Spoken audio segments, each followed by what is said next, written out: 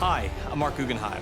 Thank you for watching Arrow Season 3. We are already hard at work on planning out the story arcs for Season 4. You want to find out how Team Arrow is going to continue to save the city now that the Arrow has retired? Season 4 holds all the answers. Hey YouTubers, it's Charlie. I've already done Flash Season 2 predictions, so now it's time to do Arrow Season 4 predictions. So here we go. Careful for spoilers if you haven't seen anything from the season yet.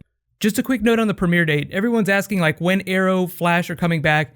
They're going to premiere the same time they did last year, that first week in October. That could move by a week or two, but tentatively just plan on that first week in October.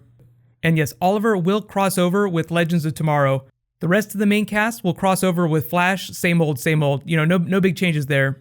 So here we go, top 5 predictions. Number 5, the Arrow costume and the Arrow name are done. Stephen Amell has confirmed that he is no longer calling himself the Arrow, and that name is not coming back. So when we see him in the first part of the season, he's just going to be Oliver Queen. That doesn't mean he's going to stop trying to help people. He's still going to be solving crimes, but he'll be doing it as Oliver Queen. Imagine Bruce Wayne fighting crime without the Batsuit. Just like that. That doesn't mean he won't get a new costume sometime during the season. I definitely think that's going to happen, but the old Arrow costume, he actually called it the Arrow pants, like the leather pants he used to wear, those aren't coming back. On to number 4, Oliver and Felicity will be in Coast City for the first part of the season, and the flashbacks will also be in Coast City. I know everybody wants to see a bunch of Green Lantern stuff. Oliver learned to fly somewhere. I'm guessing it was in Coast City via Ferris Air. Even in the flashbacks, no promises on Hal Jordan. In present day, we know the test pilot, quote unquote, got lost. Carol Ferris and the people in and around Ferris Air are totally doable though. Anybody from the Green Lantern mythology that is not part of the Lantern Corps, or is not like another superhero. Most of the new heroes that we're going to see are going to come via Legends of Tomorrow, like that's where most of that energy is going to go. Them being in Coast City is a little bit like Longbow Hunters when Oliver Queen went to Seattle. That doesn't mean they're doing Longbow Hunters, but expect to see a lot of Easter eggs. Like in the Longbow Hunters storyline, he lives in Seattle with Black Canary. She owned a flower shop called Sherwood Florist. They lived above it. Expect to see Easter eggs for that kind of stuff. On to number 3, different groups of characters for the first part of the season will have different storylines that will converge, around the mid-season finale. So what you see is you have like Oliver and Felicity in Coast City. They'll have their own mini arc the first part of the season. Then you have Team Arrow, like the new Team Arrow back in Starling. They'll have their own little small storyline for the first part of the season. And then in Nanda Parbat, you'll have Merlin, Nyssa, and the League with their own small storyline. That'll give them the ability to bounce all over the world. It'll make Arrow much more of an international show. It's just a really easy way for the show to keep things fresh in terms of, fresh places, fresh faces. The idea though is that all those different storylines will start to converge towards the mid-season finale, most notably due to the appearance of the Big Bad. Each year during the mid-season finale is like when the Big Bad is revealed. We found out about Slade during Season 2 in Episode 9. Ra's al Ghul killed Oliver in the middle of the season. So there'll be like a big WTF Big Bad villain moment in the mid-season finale. You can kind of see how the different heroes will have their different problems, and all of a sudden they'll realize that everything is connected and it has something to do with Hive and the Big Bad, which leads nicely into number 2. The main villain will be Damien Darhk. He will be part of Hive, and he will also be Felicity's father. Here's what we know about Damien Darhk.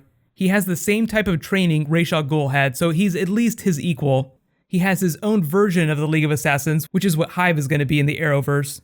He probably has unlimited money and resources, and he has water from the Lazarus Pit, so he will still be just as young as he was when he first joined the League. So what's probably going to happen is they'll cast someone who's like very young, very good looking, who will look about the same age as Felicity, so you'll have this really weird situation whereby she starts fighting against her father, who looks like he could be her brother. There are a couple really awesome things about this that I think will help address some of the issues Arrow has with its lesser characters, most notably Felicity. One of the big complaints about the way she was written this season is that she was usually crying, she was kind of a backup role, she just didn't have a lot to do. She seemed to have a whole lot of agency in the first part of the season, but then the second half of the season that kind of fell down. One way to make her step up in a big way is to make the villain a tech-based villain and make it a family matter, make it her father. As much as that seems like a really dark Star Wars turn to take, remember, Merlin was originally supposed to be Oliver's father. That's what the writers wanted to do, but they thought that was too Darth Vader. That's why in the season finale, Merlin said, "I've always thought of you as a son, Oliver." That was just like a wink at that. But my number 1 prediction, Oliver will become the Green Arrow going into season 5. Most of his arc, the first part of the season, is going to be figuring out who Oliver Queen is. That's what he said. That's why he's going to Coast City, so he can just have some time away and figure out who Oliver Queen is, because he's been the Arrow for so long. It'd be like Bruce Wayne trying to figure out who Bruce Wayne is, because that's a totally fake mask. Batman is the real persona, Bruce Wayne is the mask. In Oliver's case, it's just going to be Oliver. There'll be no Arrow, no Green Arrow, no nothing the first part of the season. But the big crucible that he goes through this year will help turn him into Green Arrow, find the balance, the well-adjusted superhero that could join the Justice League someday. It's helpful to think about it in a Smallville context. Think about like how that show put Clark in the Superman suit by the final season. I think originally the plan was for Arrow to run 5 seasons, so they wanted to get him to Green Arrow by season 5. Arrow's gonna run way longer than that. Like, they won't stop at 5 seasons. But I think because The Flash is progressing the storyline so fast, like rolling out superpowers, all this crazy stuff, they're speeding things up on Arrow too. So they're getting him to Green Arrow faster, just like they got Laurel to Black Canary super fast. On that same token too, Thea will be the Mia Dearden Speedy. That might not have been clear in the finale when she was like, maybe I'll call myself Red Arrow. And Oliver replied, I'm pretty sure I told everyone to call you Speedy.